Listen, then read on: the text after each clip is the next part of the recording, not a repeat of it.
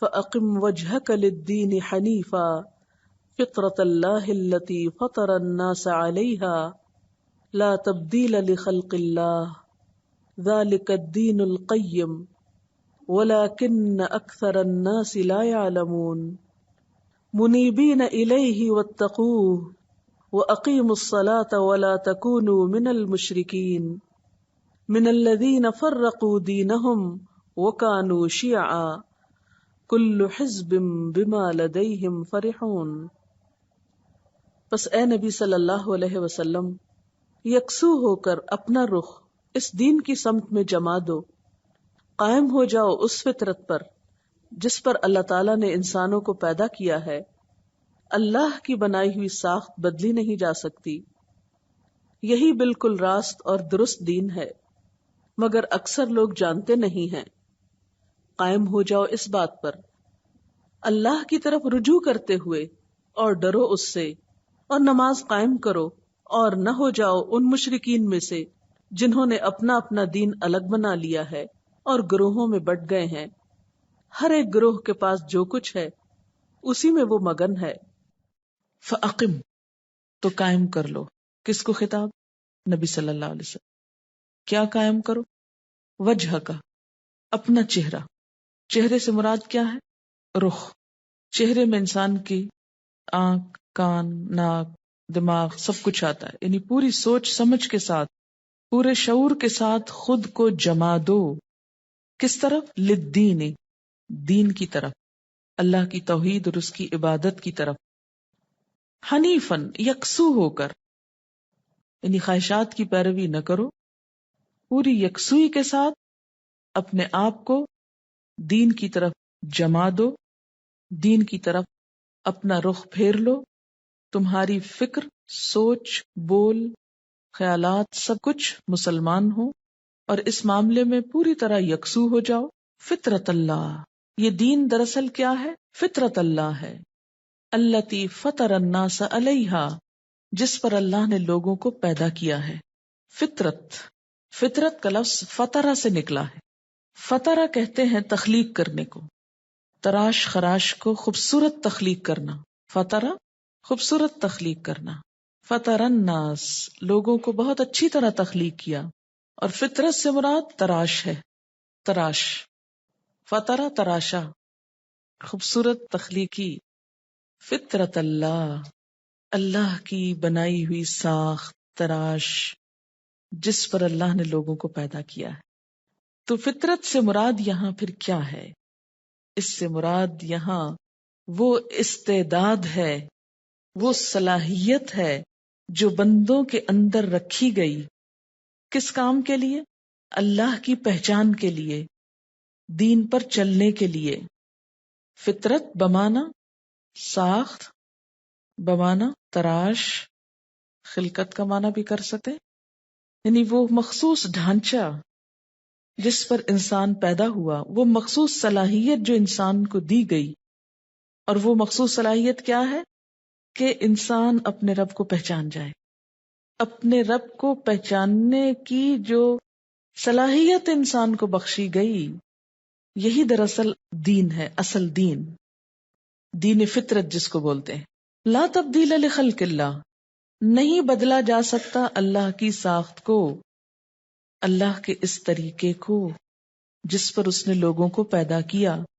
یعنی فطرت میں رب کی طلب موجود ہے، انسان اپنی نیچر کے اعتبار سے رب کا ضرورت مند ہے۔ ہر انسان کے اندر عبودیت کا جذبہ کہ ما خلقت الجن والانس الا لیعبدون وہ موجود ہے۔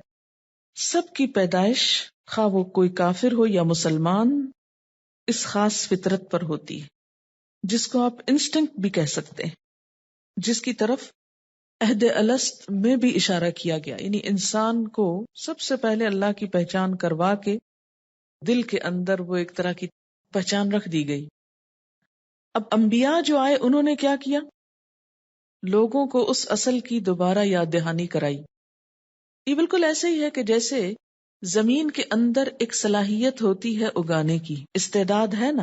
اللہ نے زمین کی فطرت کیا رکھی ہے؟ جب بھی اس میں بیج پڑے وہ اس کو اگائے، یعنی تخلیق کی صلاحیت ہے اس کے اندر، کچھ پیدا کرنے کی. اسی طرح انسان کے اندر بھی زمین کی طرح ایک صلاحیت ہے، استعداد ہے. وہ کس بات کی ہے؟ کہ جب اس کے اندر پیغمبروں کی طرف سے لائی ہوئی خیر کی بات ڈالی جائے تو وہ ایک بیج کی طرح اندر سے پھر پنپ اٹھے. وہ کلمہ طیبہ ایک پورا درخت بننے کی صلاحیت رکھتا ہے. لا تبدیل لخلق اللہ، اللہ کی خلق کو تبدیل نہیں کیا جا سکتا، یعنی اس حقیقت کو بدلا نہیں جا سکتا. ذالک الدین القیم، یہی ہے درست دین، یعنی وہ دین جس کی طرف یکسو اور متوجہ ہونے کا حکم دیا گیا. فَأَقِمْ وَجْهَكَ لِلدِّينِ حَنِيفًا، جو فطرت کا تقاضا ہے. وَلَكِنَّ أَكْثَرَ النَّاسِ، لیکن اکثر لوگ لا یعلمون، جانتے نہیں، علم نہیں رکھتے، اس لیے بھولے ہوئے ہیں، بھٹکے ہوئے ہیں. تو بتانا کیا مقصود ہے؟ اگر کوئی انسان کسی انسان کو معبود بنا بھی لیتا ہے تو اس کے بنانے سے کوئی معبود بن نہیں سکتا. اگر آپ کسی پتھر کے بت کو خدا کہنا شروع کر دیں تو کیا خدا بن جائے گا؟ نہیں، وہ تو مخلوق ہی ہے. خالق تو بس کوئی اور ہے، اللہ اکیلا. لہذا مخلوق کو خالق سمجھنا فطرت کے خلاف چلنا ہے. یہ آیت ذرا سی مشکل آیات میں سے ہے. اب میں اس آیت کو پڑھوں گی، آپ ذہن میں سوچیے کیا سمجھ میں آپ کو. فَأَقِمْ، فا جو ہے یہ اس مثال سے ریلیٹڈ ہے جو شرک کی تردید میں بیان کی گئی کہ شرک سے دین حق کو کوئی واسطہ نہیں. لہٰذا اے پیغمبر صلی اللہ علیہ وسلم، فَأَقِمْ وَجْهَكَ لِلدِّينِ حَنِيفًا، آپ اپنا رخ جما دیجئے دین کی طرف بالکل یکسو ہو کر. اور دین سے یہاں مراد کیا ہے؟ اللہ کی توحید اور اللہ کی عبادت. جیسے قرآن پاک کی ایک اور آیت میں بھی آتا نا کہ هو الذی ارسل رسولہ بالہدی ودین الحق، وہ اللہ وہ ذات ہے جس نے اپنے رسول کو بھیجا ہدایت دے کر اور دین حق دے کر، سچا دین دے کر. کیوں بھیجا؟ لیظہرہ علی الدین کلہ، تاکہ اس کو غالب کر دے اوپر دین کے سارے اس کے. لیظہرہ، ظاہرہ کا مطلب ہوتا ہے ظاہر ہونا، اور علا جب آتا ہے تو غلبے کے معنوں میں آتا ہے، یعنی اس کو غالب کر دے علی الدین کلہ، تمام ادیان پر. یعنی دین کے نام پر جتنی بھی ایکٹیویٹی اس سے پہلے ہے اس سب پر اس کا غلبہ نظر آنے لگے. وَلَوْ كَرِهَ الْمُشْرِكُونَ، خواہ مشرک ناپسند ہی کریں، خواہ مشرکوں کو یہ کتنا ہی ناگوار گزرے. یہ غلبہ کس اعتبار سے تھا؟ نمبر 1 دلائل کے اعتبار سے. اور یاد رکھیے کہ دلائل کے اعتبار سے یہ غلبہ آج بھی دین اسلام کو حاصل ہے. پھر ایک وقت ایسا تھا کہ جب دنیاوی اعتبار سے، مادی اعتبار سے اور ایک رواج کے اعتبار سے بھی یہ دین دنیا میں غالب آیا، دنیاوی غلبہ بھی اس کو حاصل ہوا. آج اگر نہیں ہے، آج علمی اور دلائل کے اعتبار سے تو غلبہ ہے، لیکن عملی طور پر یہ غلبہ نظر نہیں آتا. یعنی دین اسلام کے مقابلے میں دیگر ادیان کے ماننے والے دنیا میں ابھرے ہوئے نظر آتے ہیں، اور اس کی وجہ بھی وہی ہے کہ لا یدینون دین الحق، انہوں نے سچے دین کو دین مانا ہی نہیں، یا دین کو سنجیدگی کے ساتھ لیا ہی نہیں. آج بھی اگر وہ اپنے دین کو پورے کانفیڈنس کے ساتھ لیں تو ان کا غلبہ یقینی ہے، کیونکہ اس میں سچائی ہے. آپ جانتے ہیں کہ حضور صلی اللہ علیہ وسلم جب دنیا میں آئے تو خود جزیرۃ العرب میں طرح طرح کے دین تھے. مثلا مشرکین عرب کا ایک دین تھا جس کو وہ دین ابراہیمی کہتے تھے. یہود کا ایک دین تھا جسے وہ دین موسیٰ کہتے تھے. نصارہ کا ایک دین تھا جس کو وہ دین مسیح کہتے تھے. کرائسٹ سے کرسچینٹی، جوڈا سے جوڈائزم، یہودیت، یہ سب دین کیا تھے؟ یہ وہ تعلیمات نہ تھیں جو ابراہیم علیہ السلام نے یا موسیٰ علیہ السلام نے یا عیسیٰ علیہ السلام نے دی تھی. وہ تعلیمات جو تھیں ان سب کا نام کیا تھا؟ اسلام. ابراہیم علیہ السلام جو دین لائے تھے وہ بھی اسلام تھا، موسیٰ علیہ السلام اور عیسیٰ علیہ السلام جو دین لائے وہ بھی اسلام تھا. لیکن ان لوگوں نے اس میں تبدیلیاں کر کے ان کے خود ساختہ ایڈیشنز تیار کیے ہوئے تھے، اپنی مرضی اور خواہشات پر مبنی. تو اللہ تعالیٰ نے حضور اکرم صلی اللہ علیہ وسلم کو بھیجا، ایک محفوظ کتاب دی، اور قیامت تک کے لیے دین کا اصلی ایڈیشن اور فائنل مکمل ایڈیشن جو ہے وہ اس کی شکل میں دنیا کو دیا گیا، اور علمی اعتبار سے، بنیادوں کے اعتبار سے، اپنی اصل کے اعتبار سے یہ پچھلے تمام ادیان پر غالب آیا، کیونکہ دوسرے ادیان جو تھے ان میں تحریفیں ہو چکی تھیں، وہ اپنی اصل شکل کھو چکے تھے. آج بھی ہم دیکھتے ہیں کہ اسلام کے جو ماخذ ہیں، ماخذ کس کو کہتے ہیں؟ سورسز، بنیادیں، وہ محفوظ ہیں، ان میں کوئی تبدیلی نہیں ہوئی. کیا ہے ماخذ؟ قرآن اور سنت. قرآن محفوظ ہے، نبی صلی اللہ علیہ وسلم کی سیرت، آپ کی سنت محفوظ ہے. خود اس کو محفوظ کرنے کے لیے، یعنی سیرت رسول صلی اللہ علیہ وسلم کو اور سنت کو محفوظ کرنے کے لیے لاکھوں افراد جنہوں نے اس کو روایت کیا، ان کے حالات زندگی کو بھی محفوظ کیا گیا کہ وہ کون تھے. اس کے برعکس حضرت عیسیٰ علیہ السلام کی کوئی ایسی بایوگرافی نہیں ملتی، یا ان کے کوئی حالات زندگی ایسے نہیں ملتے کہ جس پر مکمل اعتماد کیا جا سکے. یہی حال دیگر پیغمبروں کا ہے کہ ان کے فالوورز نے ان کی لائف ہسٹری کو بھی پوری طرح صحیح بنیادوں پر پریزرو نہیں کیا. کہاں یہ کہ ان کی تعلیمات کو. یہ سعادت صرف اور صرف اسلام کے حصے میں آئی ہے کہ اس کی کتاب بھی محفوظ ہے اور اس کے پیغمبر کی سیرت بھی محفوظ ہے. هو الذی ارسل رسولہ بالہدی، یعنی دین اسلام کو بھیجا ہے آپ صلی اللہ علیہ وسلم کے ذریعے تاکہ اسے باقی تمام چیزوں پر غالب کر دیا جائے. اور یہ خوشخبری جو ہے اس دور کے لیے بھی تھی اور بعد کے ادوار کے لیے بھی ہے، لیکن حالات کے اعتبار سے جیسے حالات ہوں گے ویسے ہی یہ غلبہ نظر آئے گا یا نہیں. ایک حدیث ہے، حضرت مقداد سے روایت ہے، رسول اللہ صلی اللہ علیہ وسلم نے فرمایا، روئے زمین پر، یعنی اس زمین پر کوئی کچا پکا مکان باقی نہ رہے گا جس میں اسلام کا کلمہ داخل نہ ہو جائے. یعنی ہر گھر تک پہنچے گا، چاہے کچا گھر ہو، جھونپڑی ہو، اس پر بھی ڈش لگی ہوئی ہوگی، اور اس کے تھرو اللہ کا نام اور پیغام ایک دفعہ اس کے اندر ضرور داخل ہوگا، یا کوئی بھی اور طریقہ ہو. عزت داروں کی عزت کے ساتھ اور ذلیل لوگوں کی ذلت کے ساتھ. کیا مطلب ہے اس کا؟ یعنی اسلام کا کلمہ داخل ہوگا عزت داروں کی عزت کے ساتھ اور ذلیل لوگوں کی ذلت کے ساتھ.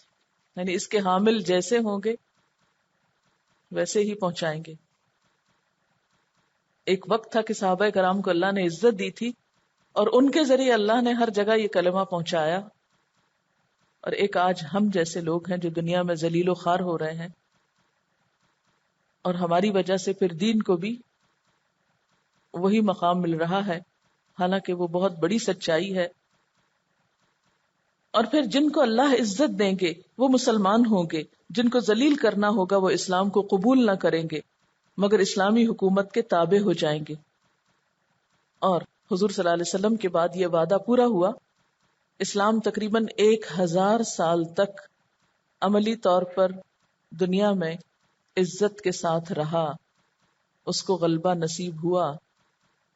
یہی وجہ ہے کہ آج اسلام کے نہ ماننے والے بھی اس بات کو ضرور مانتے ہیں کہ اسلام وہ دین ہے جس نے دنیا کو سائنس جیسی نعمت دی اور فکری آزادی دی، کیونکہ اس سے پہلے سوچ پر بڑی پابندیاں تھیں۔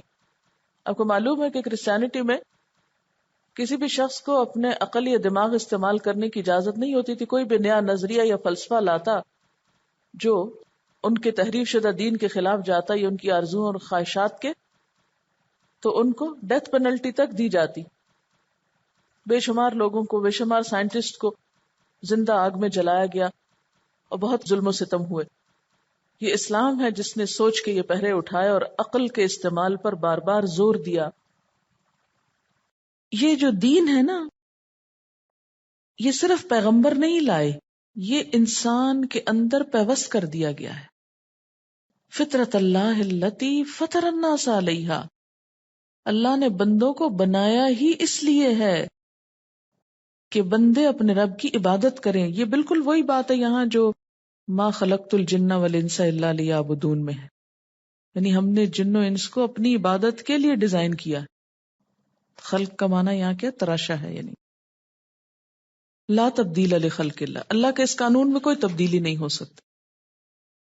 اس کا یہ مطلب نہیں کہ دنیا میں کوئی شخص غیر اللہ کی عبادت نہیں کر سکتا، تو کر سکتا ہے، لیکن اصل فطرت وہی رہنی چاہیے یا رہے گی، قبولیت اسی کی ہے جس پر انسان کو پیدا کیا گیا، مطالبہ انسان سے وہی ہے۔ اسی لیے کہا جاتا نا کہ کل مولود یولد علی الفطرہ، ہر مولود، ہر بچہ کس پہ پیدا کیا جاتا ہے؟ فطرت پر۔ فَأَبَوَاهُ يُهَوِّدَانِهِ أَوْ يُنَصِّرَانِهِ أَوْ يُمَجِّسَانِهِ، پھر اس کے ماں باپ ہیں جو اسے بعد میں عیسائی، یہودی یا مجوسی بنا ڈالتے ہیں، اسے غیر فطری طریقے کی طرف لے چلتے ہیں۔ اس کی مثال ایسی جیسے آپ صلی اللہ علیہ وسلم نے فرمایا کہ ہر جانور کے پیٹ سے پورے کا پورا صحیح سالم جانور برآمد ہوتا ہے، لیکن پھر بعد میں کیا ہوتا ہے؟ اس کے مالک ان کے کان کاٹ دیتے ہیں۔ کوئی بچہ بھی کٹے ہوئے کان لے کے نہیں آتا۔ مشرکین اپنے اوہام جاہلیت کی بنا پر ان کے کان کاٹ ڈالتے تھے، چیر ڈالتے تھے، انہیں بتوں سے منسوب کر دیتے تھے۔ ذالک الدین القیم، یہی درست دین ہے جس پر انسان کی فطرت کو بنایا گیا۔ ولیکن اکثر الناس لا یعلمون، لیکن اکثر لوگ جانتے ہی نہیں کہ انہیں بنایا کیوں گیا۔ کیا سمجھ میں آیا؟ فَأَقِمْ وَجْهَكَ لِلدِّينِ حَنِيفًا، یہ کیوں کہا گیا ہے؟ اپنے آپ کو رکھ لیجئے کہ مجھے کہا جا رہا ہے، ٹھیک ہے؟ فَأَقِمْ وَجْهَكَ لِلدِّينِ حَنِيفًا، دین سے مراد کیا ہے یہاں؟ طریقہ، اللہ کی توحید اور عبادت کا طریقہ۔ یعنی شرک کرنے والے جو شرک کر رہے ہیں، آپ ادھر نہیں توجہ کریں، آپ توحید پر قائم ہو جائیں۔ اور یہ توحید ایسی چیز ہے کہ اللہ نے بندوں کو پیدا ہی اس پر کیا ہے، انسان کے اندر صلاحیت ہی اس کی رکھی گئی، لیکن بندوں نے اس فطرت کے اوپر پردے ڈال دیے۔ انسان کے اندر کی طلب نہیں بدل سکتی، اسی لیے انسان کو چین نہیں آتا شرک پر کبھی بھی۔ میرے ہسبینڈ کسی شخص کا واقعہ سنا رہے تھے کہ وہ کس طرح مسلمان ہوئے اور کس طرح صحیح عقیدے پر ہوئے۔ وہ کہہ رہے تھے کہ ان کے ایک دوست تھے، یعنی جس شخص کا واقعہ ہے ان کے ایک دوست تھے، تو بہت حکمت کے ساتھ انہیں دین کی طرف پھیر کے لائے۔ وہ کبھی ایک طرف کو جاتے، کبھی دوسری طرف کو جاتے، سب کچھ کرتے، لیکن ان کا کہنا یہ تھا کہ سب ریچولز کرنے کے باوجود دل کو چین نہیں آتا تھا، کبھی دل خوش نہیں ہوتا تھا، حقیقی خوشی نہیں نصیب ہوتی تھی، حقیقی اطمینان حاصل نہیں ہوتا تھا۔ اور جب خالص توحید کی طرف پلٹے تو چین آ گیا۔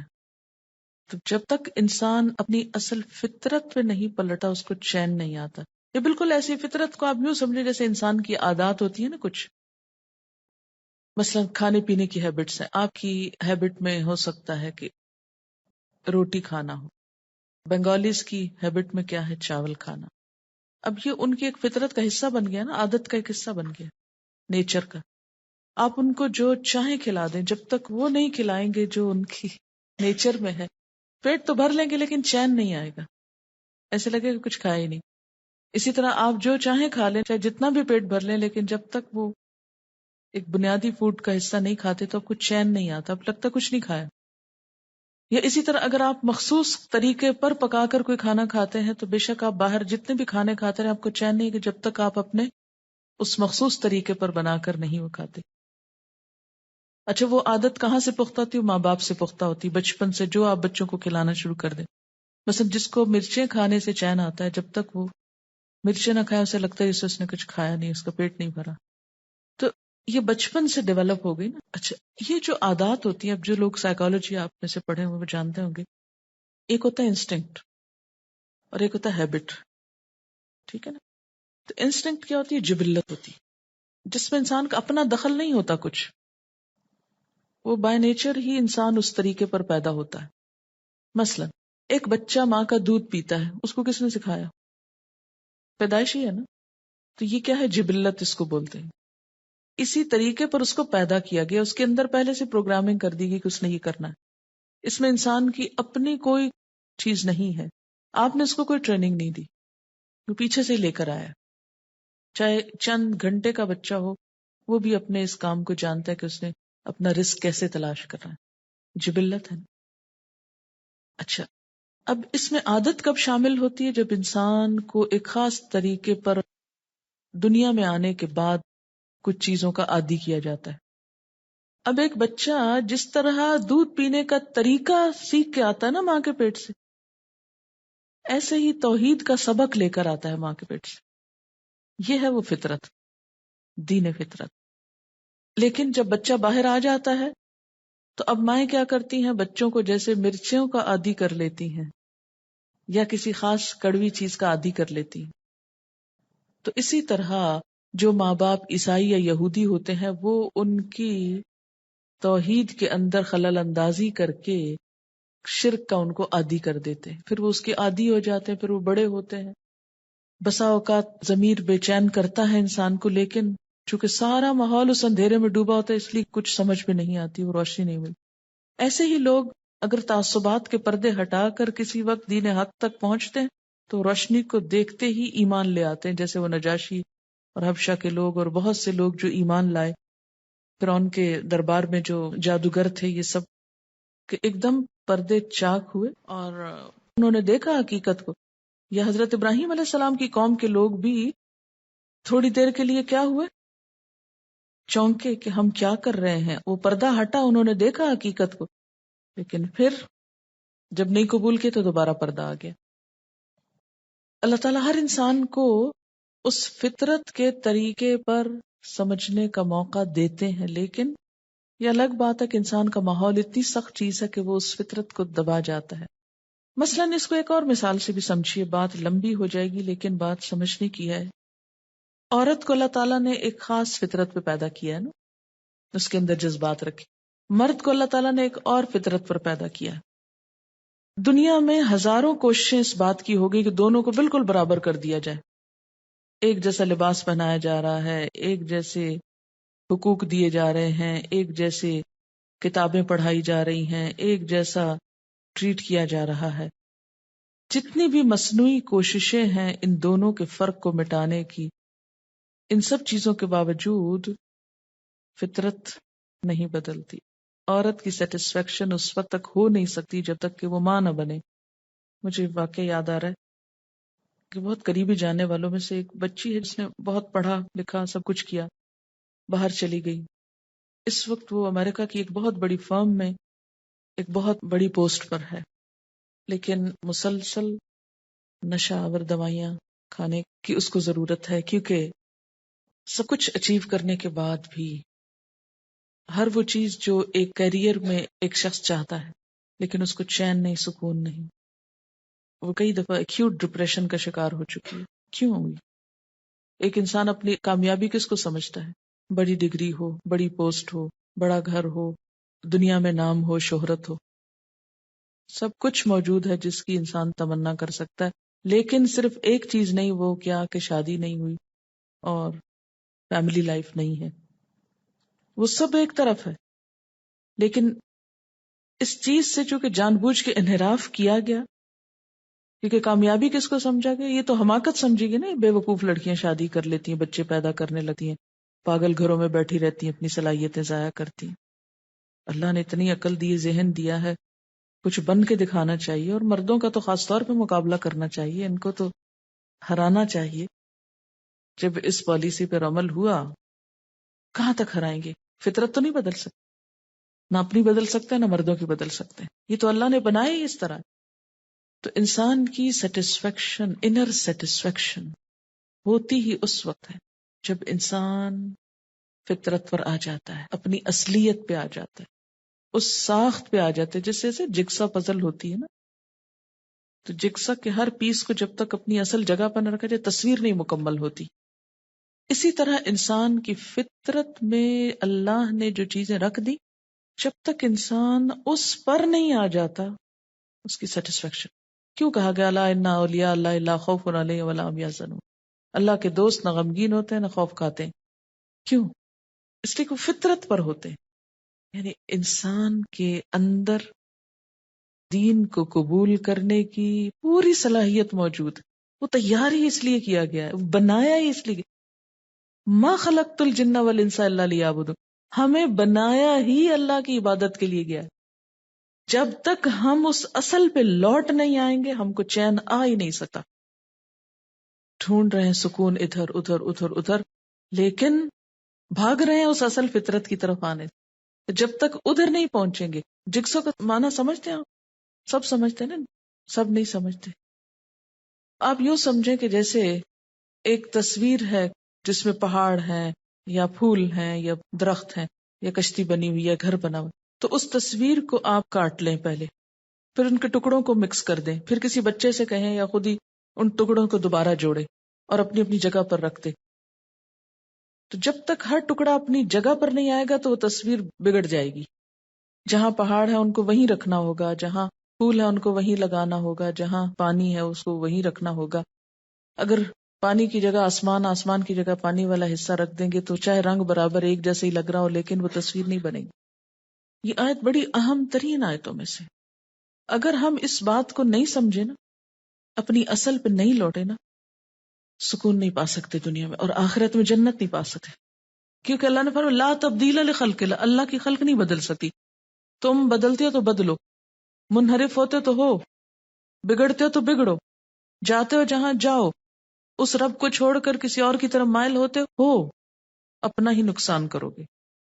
کچھ اس نے لاز نیچر میں رکھ دیے اور کچھ پیغمبروں کے ذریعے بھیجے.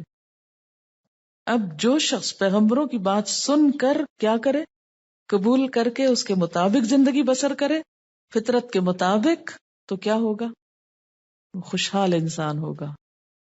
چاہے اس کو کھانے کو 2 وقت روٹی نہ ملے، ایک وقت ملے اور ایک وقت بھوکا رہے، لیکن خوش ہوگا، پرسکون ہوگا، اس کو غم نہیں ہوگا، اس کو فکر نہیں ہوگا، کیونکہ وہ اپنے اصل رب کو پہچانتا ہے. اس کی پوری توجہ اقم وجہک للدین حنیف، پوری توجہ اپنے ٹارگٹ کی طرف، اپنے رب کی طرف، اس ہستی کی طرف. ذالک الدین القیم ولکن اکثر الناس لا یعلمون. لوگوں کی اکثریت، میجورٹی، ہاں کتنی پڑھی لکھی ہو، جب تک یہ بات نہیں جانتی وہ کچھ نہیں جانتی. اللہ سے ناراض ہو کے، اس کو چھوڑ کر، اس سے زیادہ کسی اور کو اہمیت دے کر، سب حماقت کی باتیں. آخرت کی جنت بھی اس کے لیے جو دنیا میں اس تصویر کو مکمل کر لے. یہ عبد القادر جیلانی کا ایک خطبہ ہے، اس میں بھی کچھ اس بات کی مزید وضاحت ہوگی.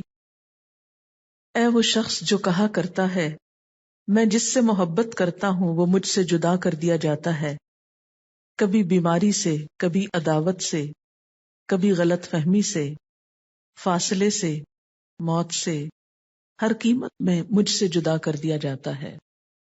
یعنی انسان جس بھی چیز سے محبت کرتا ہے بالآخر اسے اس سے الگ ہونا پڑتا ہے اور ہونا ہوگا. یعنی انسان جس بھی چیز سے محبت کرتا ہے بالآخر اسے اس سے الگ ہونا پڑتا ہے اور ہونا ہوگا. کبھی بیماری سے، کبھی عداوت سے، کبھی غلط فہمی سے، کبھی فاصلے سے، کبھی موت سے، ہر قیمت پر. اے نادان، تو وہ خوش نصیب ہے کہ جس پر یا جس کے لیے اللہ نے غیرت کھائی ہے. اللہ تجھے اپنے لیے چاہتا ہے اور تو غیر کا ہونا چاہتا ہے. اللہ نے ہمیں کس لیے بنایا؟ اپنے لیے بنایا. جب ہم غیر کے ہونا چاہتے ہیں تو اس کو غیرت آتی ہے. ہوش کر، ایسا ٹوٹا ہوا برتن بن جا جس میں ماں سوائے اللہ کے کچھ نہ ٹھہرے. جب تک تو غیر کے آگے پیچھے بھاگے گا اللہ تجھے اسی کے ہاتھ سے توڑے گا، اور جب تو اللہ کا ہو جائے گا تو وہ ساری مخلوق کو تیرے قدموں میں بٹھائے گا. تجھے تیرے رشتے، تیری محبتیں، تیری آسائشیں واپس لوٹا دی جائیں گی، تیری دولت واپس لوٹائی جائے گی. اور جن سے تو محبت رکھتا تھا اور رویا کرتا تھا وہ اب تیرے لیے روئیں گے، مگر اب تیرا دل ان سے بے نیاز رہے گا. جب تک تو ان تمام چیزوں کو دور نہ کرے گا یہ سب تجھے تکلیف دیں گی. محبتیں تکلیف دیتی ہیں، چاہے انسانوں کی ہوں یا کسی بھی چیز کی. ان کو نکال کر تو اللہ کو لے آ، یعنی دنیا کی محبت کو نکال کر اللہ کی محبت کو لے آ. والذین آمنوا اشد حبا للہ، وہ لوگ جو ایمان لائے اللہ کی محبت میں سب سے زیادہ شدید ہوتے. کیونکہ انسان اپنی فطرت کے اعتبار سے مجبور ہے کہ کسی چیز کو شدید چاہے، اور وہ صرف ایک ہی ہستی ہو سکتی ہے جس کی محبت ہر محبت پہ غالب ہونی چاہیے، اور وہ اللہ کی ذات ہے.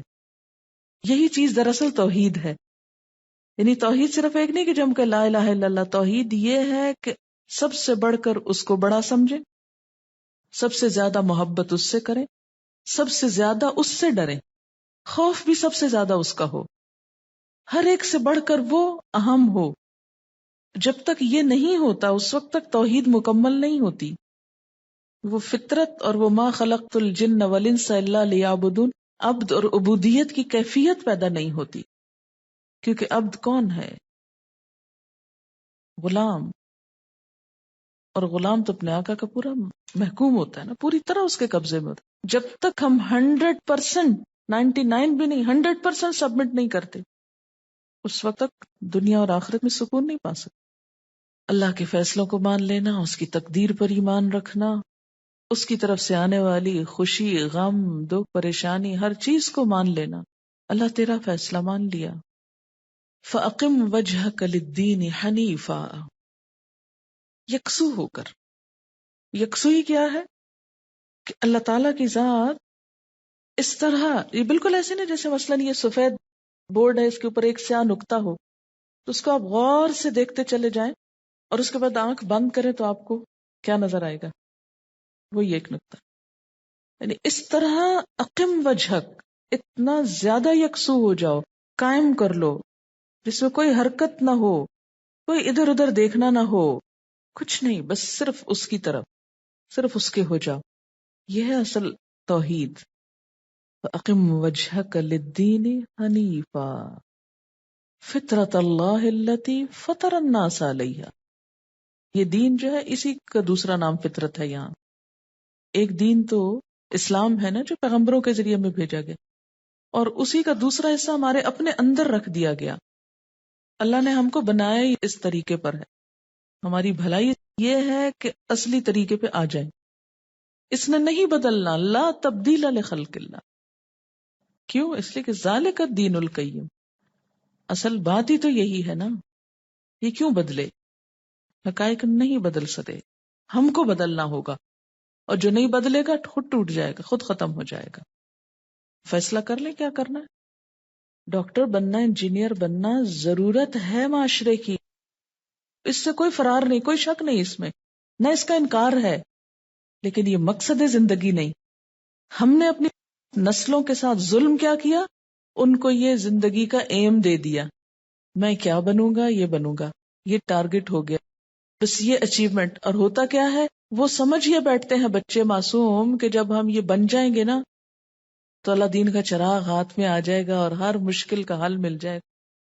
لیکن جب وہ بن چکتے ہیں، وہاں پہنچ چکتے ہیں جو ایک خوابوں کی دنیا نظر آتی تھی، تو سخت مایوسی ہوتی ہے کہ اس کے لیے سب کچھ کیا.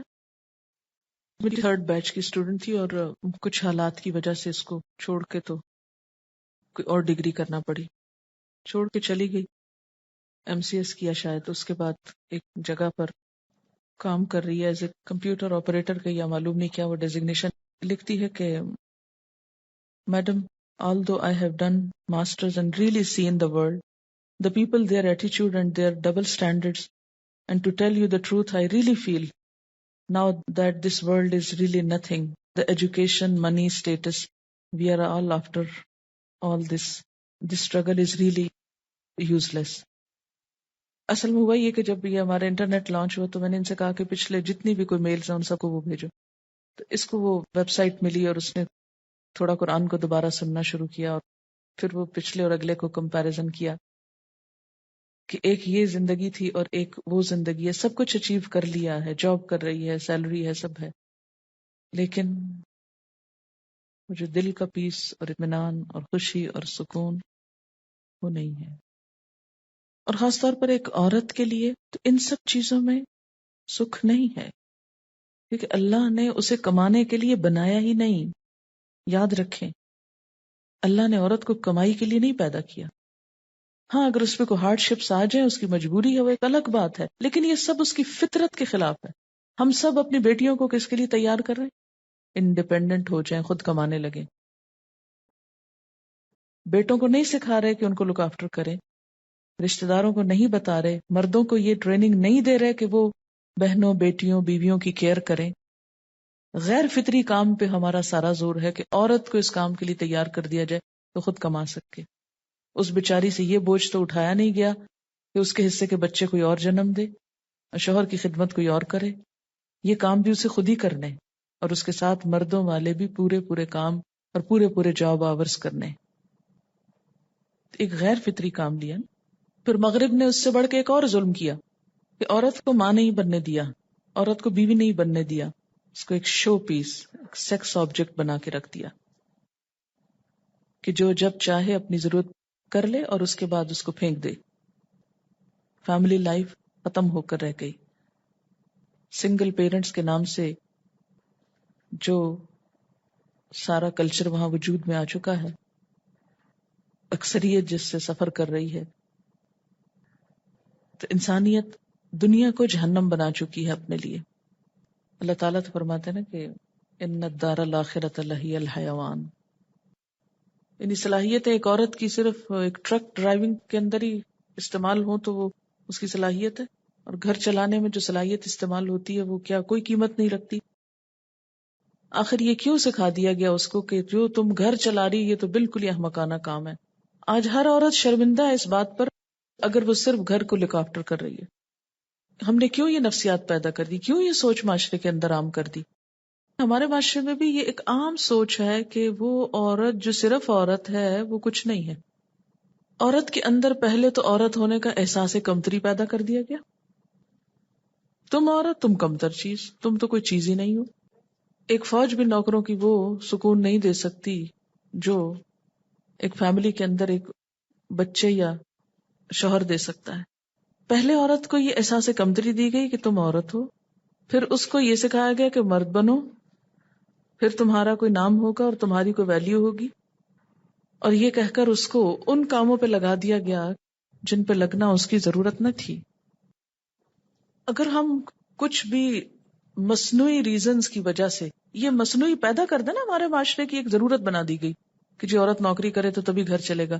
ان مصنوعی ریزنز کی وجہ سے ہم نہ مانے اس اصل کو تو نہ مانے، لیکن فطرت نہیں بدلے گی.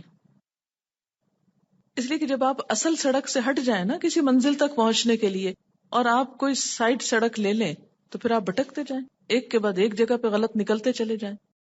تو جب تک اصل پر ذالک الدین القیم، اللہ کی بنائی ہوئی فطرت یہ اصل طریقہ ہے، اس پر آؤ گے تو صحیح طریقے پر آؤ گے، اور جب تک اس کو نہیں پکڑو گے ایک کے بعد ایک کھائی میں گرتے چلے جاؤ گے. اچھا، یہ جو اللہ تعالیٰ فرماتے ہیں نا وَلَٰكِنَّ أَكْثَرَ النَّاسِ لَا يَعْلَمُونَ، اکثر لوگ جانتے ہی نہیں، علم ہی نہیں رکھتے.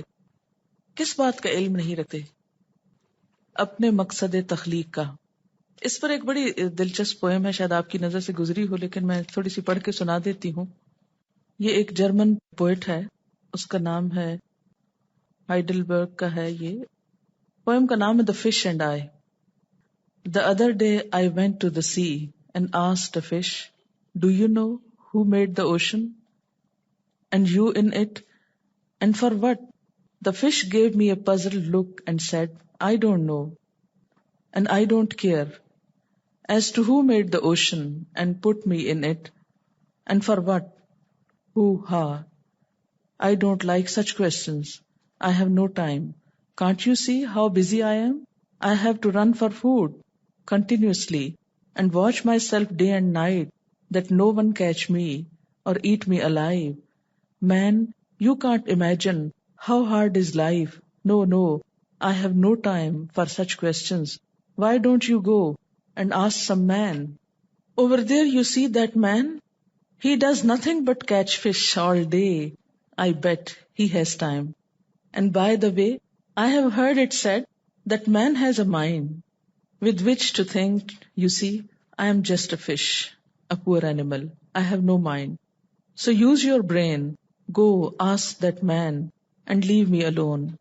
I went to the man and asked him, Sir, do you know who made this world, this earth, the moon, the stars, the skies above and the universe beyond, floating in time and space? Who began it all and put man in it? There must be some purpose, and man must seek his maker.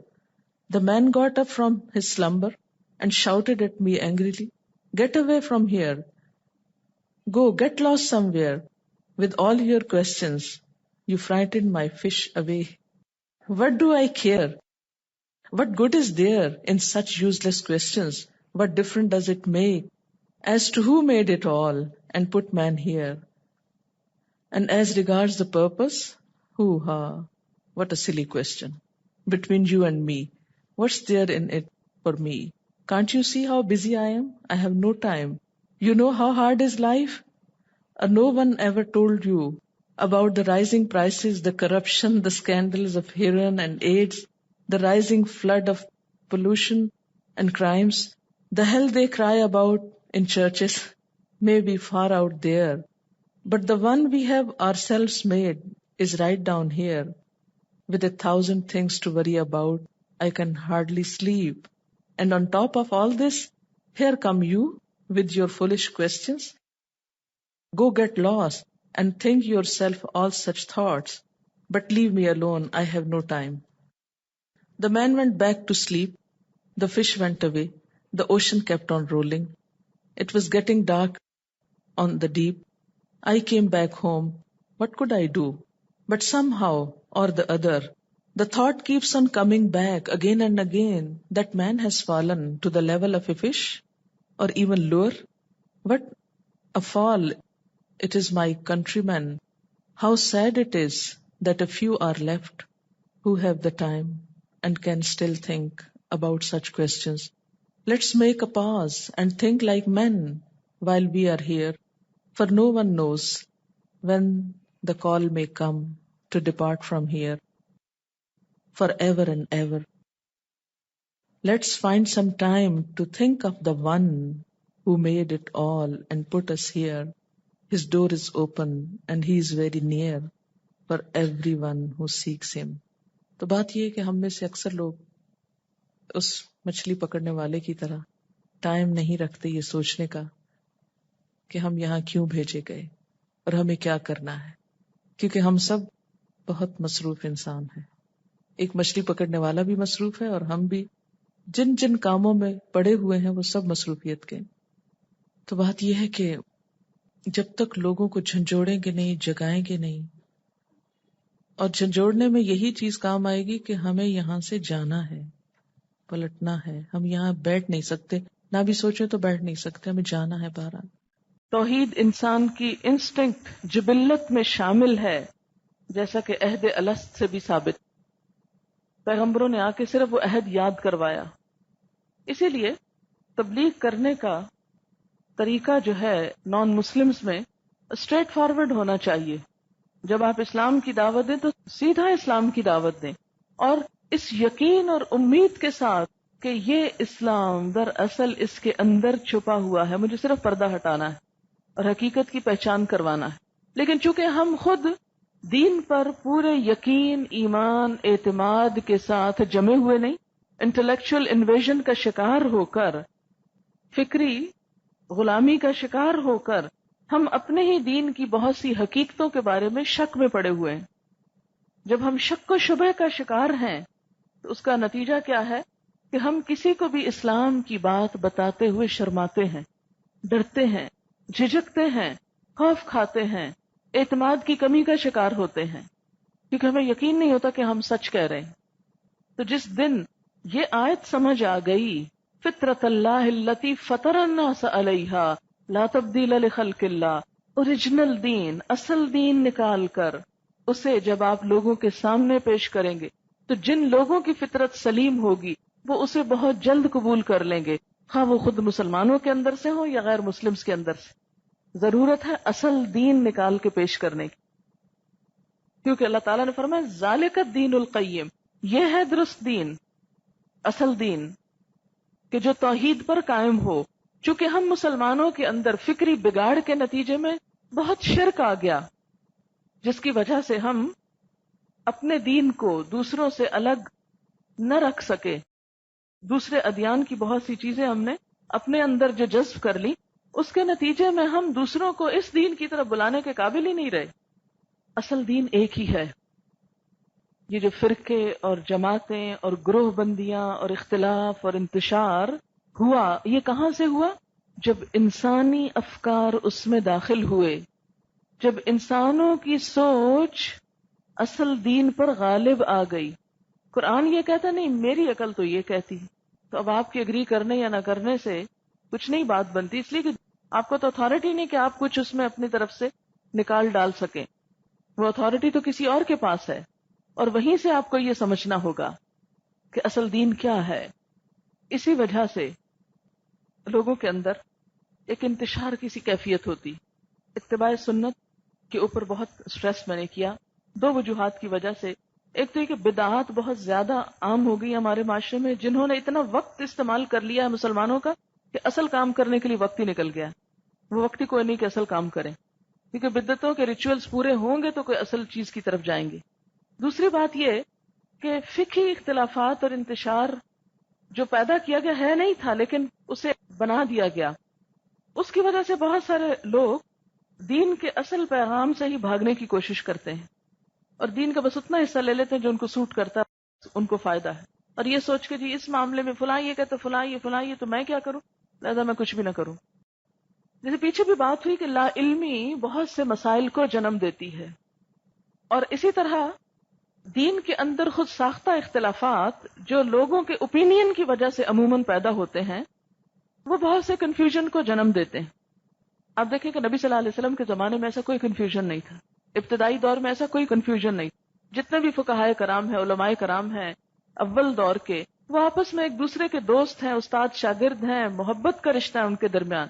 امام شافعی امام مالک کے پاس رہتے ہیں، امام مالک ان کو امام ابو حنیفہ کے 2 شاگردوں امام ابو محمد اور ابو یوسف کے پاس بھیجتے ہیں علم حاصل کرنے کے لیے، اور پھر امام احمد بن حنبل جو ہے وہ امام شافعی سے استفادہ کرتے ہیں. ان کے درمیان کوئی اختلاف نہیں، کوئی نفرت نہیں، کوئی عداوت نہیں، کوئی بغض نہیں، کچھ بھی نہیں. ایک دوسرے سے تعاون کر رہا ہے، اس کے پاس بھیج رہا ہے کہ جاؤ اب یہاں جو کچھ میرے پاس تھا وہ تو لے لیا، اب جا کے فلاں سے لو. کیا آج یہ اخلاق مسلمانوں کے اندر موجود ہے؟ کہیں پائیں گے آپ؟ اچھا، اس کا نتیجہ کیا ہوا کہ مسلمانوں کے اندر دینی اختلافات نہیں تھے.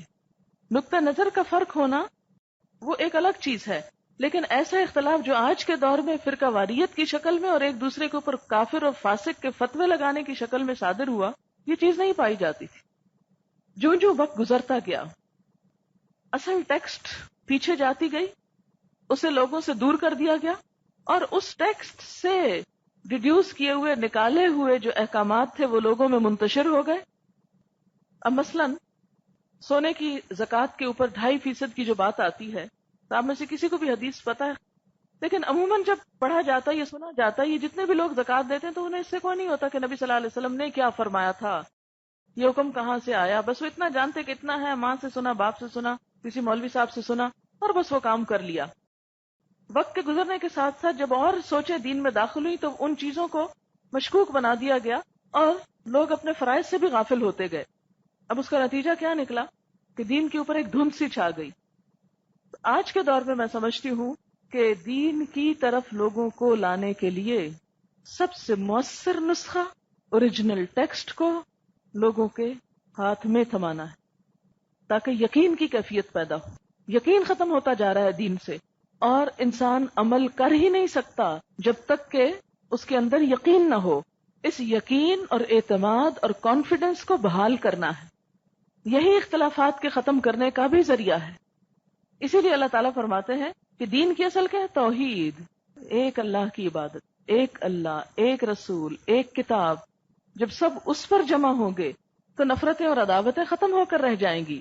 ذالک الدین القیم، پھر اصل مضبوط دین سامنے آئے گا. آج مسلمانوں کا سب سے بڑا روگ کیا ہے؟ شخصیت پرستی، انسانوں کو پوجنا کہ ہاں اگر فلاں بات بتائے گا تو ہم مان جائیں گے، اگر فلاں نے نہیں بتائی تو ہم نہیں مانیں گے. آپ کیوں فلاں اور فلاں کے پیچھے جاتے ہیں؟ آپ جائیں اللہ اور اس کے رسول کے پیچھے، کیونکہ تنازع اور اختلاف کا حل ہی یہ بتایا گیا کہ جب جھگڑا ہو تو اللہ اور رسول کی طرف جاؤ، اوریجنل ٹیکسٹ پہ جاؤ. ذالک الدین القیم، وہ دین جس کی طرف یکسو اور متوجہ ہونے کا حکم ہے، جو فطرت کا تقاضا ہے، وہ یہی درست دین ہے. ایک حدیث میں آتا ہے، حدیث قدسی ہے، نبی صلی اللہ علیہ وسلم نے اپنے خطبے کے دوران میں فرمایا، میرا رب فرماتا ہے کہ میں نے اپنے تمام بندوں کو حنیف پیدا کیا تھا، یکسو. پھر شیاطین نے آ کر انہیں ان کے دین سے گمراہ کیا، اور جو کچھ میں نے ان کے لیے حلال کیا تھا اسے حرام کیا، اور انہیں حکم دیا کہ میرے ساتھ ان چیزوں کو شریک کریں جن کے شریک ہونے پر میں نے کوئی دلیل نازل نہیں کی. اور اس طرح وہ اصل دین سے دور ہوتے چلے گئے. آپ دیکھیں کہ اصل دین سے انسان کب دور ہوتا ہے؟ جب اس سے کوئی تعلق نہیں رکھتا. اس وقت جیسے مثال کے طور پر غذاؤں میں دیکھیں، ہمارے پاس میدے کی بنی ہوئی چیزیں زیادہ استعمال ہوتی ہیں، اور اس سے ہمیں وہ غذا حاصل نہیں ہوتی جو اصل آٹے سے یا گندم سے یا اس کے جو چھلکے سمیت جو اس کے استعمال سے ہوتی ہے، اسی کا حصہ، لیکن ایسی ریفائنڈ شکل میں پہنچا کہ جس نے فائدے کی بجائے الٹا نقصان دینا شروع کر دیا. تو اس کا علاج کیا ہے؟ اصل کی طرف لوٹ جائیں، چھلکے سمیت لیں اس کو، بہت سی بیماریاں خود بخود دور ہو جائیں گی. بیسکس کی طرف لوٹ جائیں. تو دین میں بھی جب تک ہم بیسکس کی طرف نہیں لوٹیں گے، اپنی تمام تر کوششوں کا مرکز و محور اللہ کی ذات کو نہیں جب تک بنائیں گے، اور انسانوں میں جب تک صرف محمد صلی اللہ علیہ وسلم کو ایک سینٹرل پلیس نہیں دیں گے، اس وقت تک مسائل حل نہیں ہو سکتے. جب تک ہم یہ کہتے رہیں گے کہ میرا امام اور میرا بزرگ اور میرا رہنما یہ کہتا ہے اور دوسرا کہے گا میرا رہنما یہ کہتا ہے، تو لازمی طور پر اختلافات جنم لیتے رہیں گے. فرمایا ولیکن اکثر الناس لا یعلمون، لیکن لوگوں کی اکثریت، میجورٹی، یہ بات نہیں جانتی، اس حقیقت سے لا علم ہے، اس لیے وہ بھٹکتی رہتی ہے. بار بار اس حقیقت کو دہرایا کریں کہ جو کچھ بھی ہم کر رہے ہیں اس کی اصل اسپرٹ کیا ہے، کیوں کر رہے ہیں، کس کے لیے کر رہے ہیں، کیا چاہتے ہیں. ایک ہی جواب ہے، اللہ کی رضا، حنیفن، ہر چیز سے بے نیاز ہو کر بس اللہ سے جڑنا، کیونکہ میرا معاملہ تو اسی سے ہے. انسانوں کے آگے تو ہم جواب دے نہیں، اور اگر ہوں بھی تو ان کو ہم دھوکہ دے سکتے ہیں، مگر اللہ کو دھوکہ بھی نہیں دیا جا سکتا. اکثر الناس لا یعلمون، دنیا کی اکثریت کا جو مذہب ہے وہ شرک، کفر ہے. جو لوگ نام نہاد مسلمان ہیں ان کی بھی اکثریت ڈائریکٹ نہیں تو انڈائریکٹلی شرک کے اندر ملوث ہے. شرک اکبر نہ صحیح، شرک اصغر صحیح. تو جب تک خالص توحید پر ہم نہیں آتے، عبادات میں روح پیدا ہو نہیں سکتی، وہ سکون اور اطمینان نصیب ہو نہیں سکتا جو دراصل دین کا انعام ہے، تحفہ ہے. کہ آپ دین لو تو آپ کو بونس کیا ملے گا ساتھ، جو اس کے معنی کے اندر ہے، اطمینان. فَأَقِمْ وَجْهَكَ لِلدِّينِ حَنِيفًا. اگر یہ آیت آپ کو سمجھ آ گئی نا، دونوں طرح سے، لفظوں کے اعتبار سے بھی، معنی کے اعتبار سے بھی، اور زندگی کے مقصد کے اعتبار سے بھی. اب اگر اللہ کی طرف رجوع کرنا ہے، اقم وجہک للدین حنیفاً ہو کر، تو کیسے ہوگا؟ منیبین الی، اس کی طرف رجوع کرنے والے بن کر، اس کی طرف پلٹ کر. منیبین الی، سب سے پہلے تو انابت، واتقو، اور اس سے ڈرو، تقوا. واقیموا الصلاۃ، اور نماز قائم کرو. ولا تکونوا من المشرکین، اور مشرکوں میں سے نہ ہو جاؤ. نماز قائم کرو اور مشرکوں میں سے نہ ہو جاؤ. تو گویا نماز کا قائم نہ کرنا یہ بھی کیا ہے؟ شرک ہی کی ایک قسم ہو گئی. اور منیبین کیا ہے؟ بار بار پلٹنا، یعنی فطرت سے جو ہی ڈائیورٹ ہونے لگو پھر ادھر جاؤ، پھر پلٹو، پھر پلٹو. یعنی اس کا حل اور علاج کیا ہے؟ فطرت کی طرف جانے کا کہ ریپیٹڈلی اس کی طرف لوٹو، بار بار ادھر پلٹ کے جاؤ. من الذین فرقوا دینہم وکانوا شیعا، مشرکین میں سے نہ ہو جاؤ. کون مشرکین؟ من الذین، ان لوگوں میں سے، فرقوا دینہم، جنہوں نے ٹکڑے ٹکڑے کر دیا اپنا دین، اپنا دین الگ الگ بنا لیا. وکانوا شیعا، اور ہو گئے وہ گروہ گروہ، یعنی گروہوں میں بٹ گئے، اصل دین کو چھوڑ کر فرقوں میں بٹ گئے.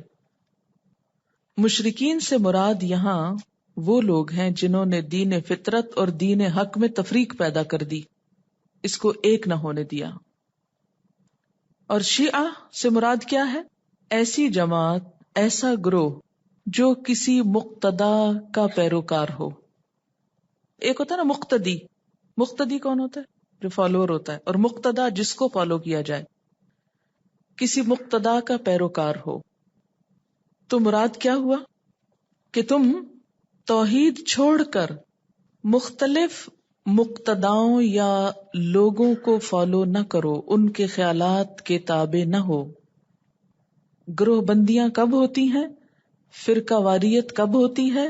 جب لوگ ایک اللہ کو چھوڑ کر، دین فطرت کو چھوڑ کر، انسانوں کے خیالات اور افکارات اور فلسفوں کے گرویدہ ہوتے ہیں. اللہ کی بات کے مقابلے میں انسانوں کی بات کو ترجیح دیتے ہیں. کل حزب بما لدیہم فرحون، ہر ایک گروہ کے پاس جو کچھ ہے اسی میں وہ مگن ہے. وہ سمجھتا ہے کہ وہی سب ٹھیک کر رہا ہے اور دوسرے لوگ غلط ہیں. تو دین فطرت، توحید پر ایمان، اور اس کا نتیجہ کیا نکلے گا؟ اتحاد اور اتفاق پیدا ہوگا.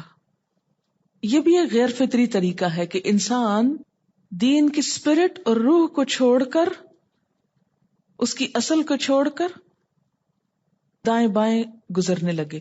بالکل ایسے جیسے آپ کسی پھل کے گودے کو چھوڑ کر اس کے چھلکے کو چاٹنے لگے. مثلا کسی بھی پھلدار درخت کی ٹہنیاں کھا کر آپ مزہ نہیں اٹھا سکتے، اس کی برانچز میں جا کے اصل لطف نہیں پا سکتے. غذائیت اور لطف اور سیٹسفیکشن کب ہوگی؟ جب آپ پھل کے اصل حصے کو لیں گے. اسی طرح دین کے اصلیت اور اصل روح کو چھوڑ کر اگر آپ سائیڈ ایشوز میں گھس گئے اور ان کی طرف چل پڑے تو پھر دین کا لطف نہیں اٹھا سکو گے.